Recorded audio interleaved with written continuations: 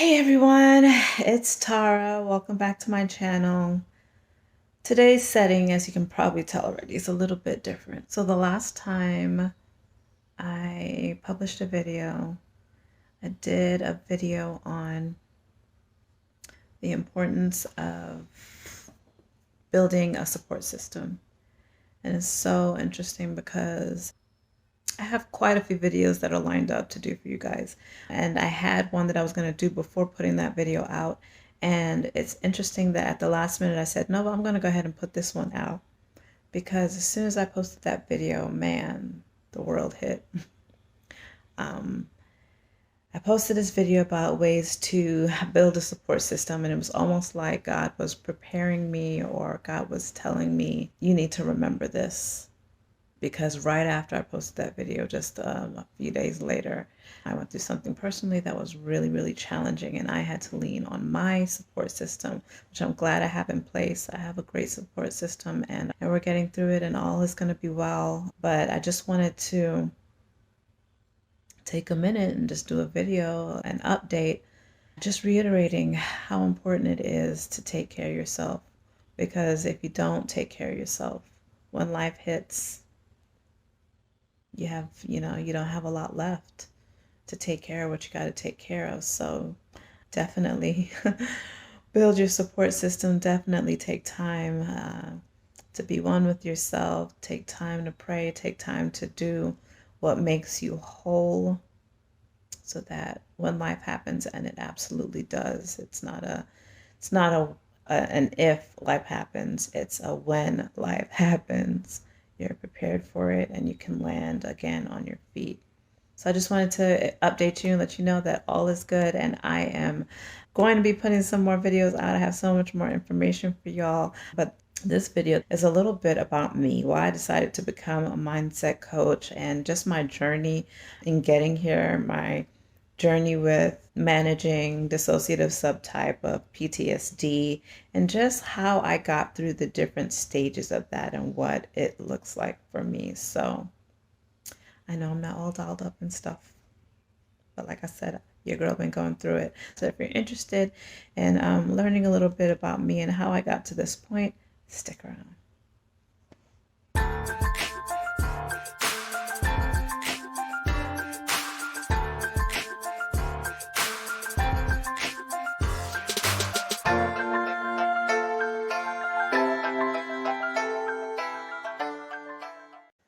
So, what is dissociative subtype of PTSD?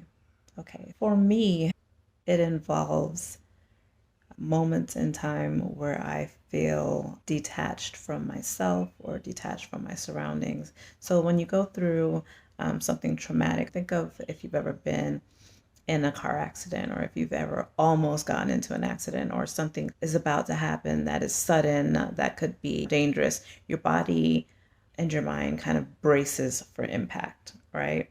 So you kind of get stiff, and your fists might clench, or your stomach might get tight, and you're expecting a blow in some way.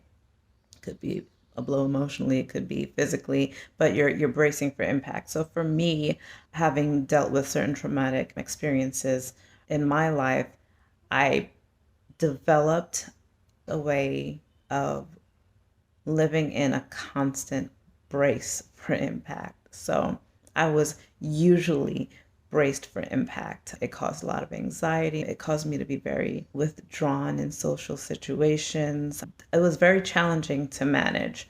Over time, I had developed a way to protect myself. So if it felt like something was going to be a lot emotionally, especially being a mom, when things happen and they're involving your kids and the safety of your kids, I would do what I like to call going to my happy place. So we all got a happy place when something's not going right. You kind of let your mind take you somewhere where you can feel better. And so for me, I would call it Android mode.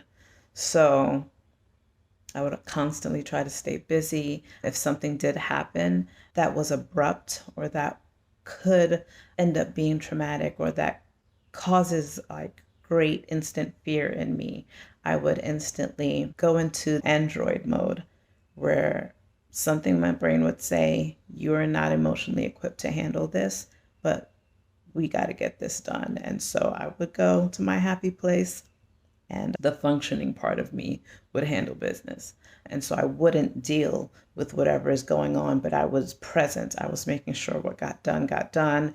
And it was very challenging because a lot of the people who were around me, and even me, I didn't understand this about myself for a very long time. I mean, obviously, I manage it very well now. I'm more aware and in tune with my emotions. It's led me down this path of being a mindset coach because it was very challenging, but people would often misunderstand my facial expressions or misunderstand my reaction because it wasn't the same reaction, or it wasn't a normal reaction in certain situations. And so because of that, I would withdraw from being around a lot of people because I didn't feel the same. I felt like if something happened, someone passed away, and it was very traumatic, my physical response might not be the same. And didn't mean I didn't feel.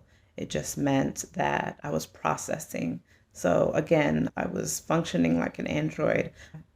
I'm a very empathetic person. I'm definitely a feeler. It's hard for me to be around people and not feel what they're feeling. And so that was just an extra weight on me. And all of these things are things that I had to learn over the years to manage. And being a mom, being a single mom especially, it was really challenging because I would think, okay, I got this. I don't need to work on this.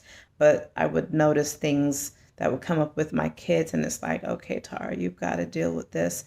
You have to deal with it in order to get to your best self so that you can get your kids to their best self. And so I'm really glad that I've gone through everything that I've gone through. It has brought me to the point where I'm at. I'm at a place now where I can help people.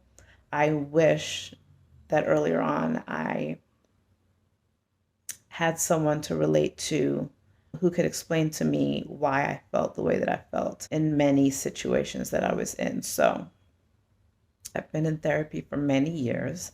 Now when I go to therapy, it's usually just to check in and make sure that, hey, all is good. Stress is not getting overwhelming.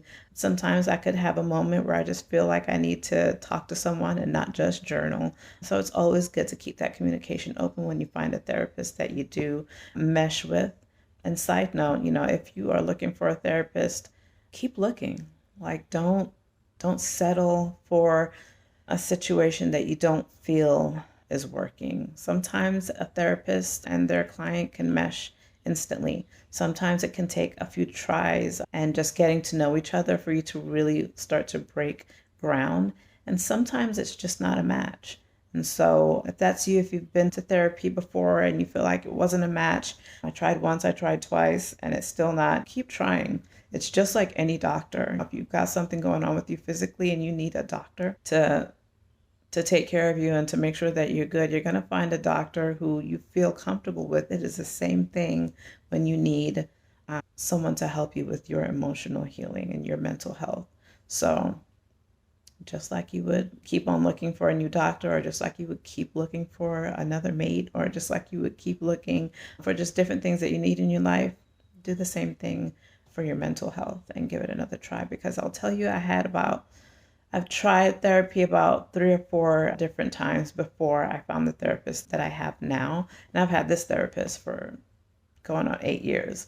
So she's practically family now, whether she likes it or not. So there is hope out there. You've just got to give yourself the effort.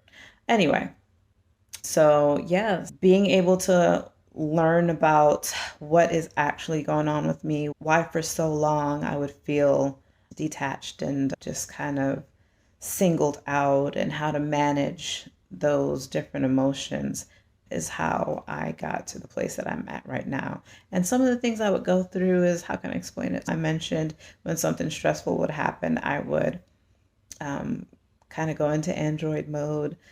I don't care about how we're going to get it done. I'm not emotionally present. It would even be to the extent of, there are things that I don't remember. I have gaps in my memory of times that may have just been too difficult, or that I just wasn't prepared to handle.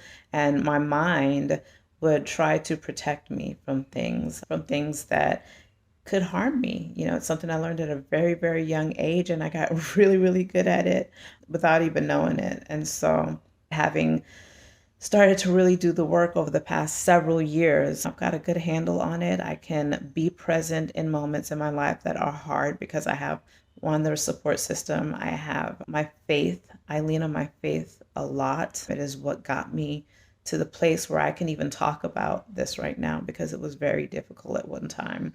And then to put it out there to hopefully help someone else, you can get to the next step. A lot of the things that I struggled with, a lot of the things that I felt like I couldn't get to, a lot of my goals that I felt like I couldn't get to, I was in my own way. And I had to relearn how to feel, how to be present, how to be mindful, because I was well into my 30s and I would be in a room of adults the same age as me, sometimes even younger than me, and I felt like I was a kid. I felt like I was an outcast. And these were things that I had to unlearn, because they're things that I had been telling myself from the time I was a child to well into adulthood. And, the things that you did to protect yourself as a child are quite often things that are going to get in your way as an adult. So if you don't continue to learn, if you don't continue to learn yourself, if you don't continue to be in a place where you are open to learning a different way, it could very well be that you are in your own way and blocking your goals. So I know this video is just a little bit different than the norm, but I really felt the need to share this with y'all today. So you got to learn a little bit more about me. If you have any questions at all, I'm very open to answering those questions. Go ahead and put it in the comments, and I will do my best at responding as soon as possible. If this video was helpful, please share it, please like it, please subscribe, and I hope you're all just living your best life right now, and that you're at the very least open to being a better you tomorrow by learning something new every single day. Thanks for joining, and until next time.